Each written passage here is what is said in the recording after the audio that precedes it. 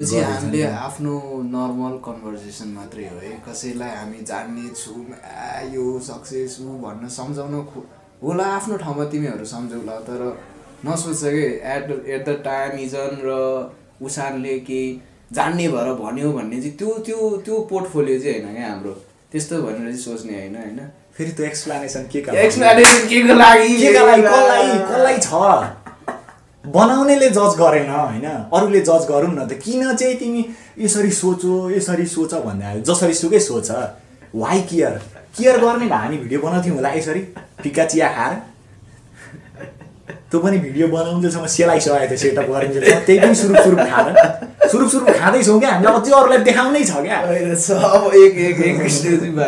अनि सुरुप खाँदैछौँ क्या, अझै देखाउनै छ क्या, भनेपछि हामी डिस्कनेक्ट हुन सक्दैनौँ। यो इल्युजन टाइपको रिलिजन भन्दा चाहिँ ह्युमेन रिलिजनमा लाग्यो क्या, सबैलाई सहयोग गरेर के जान्छ।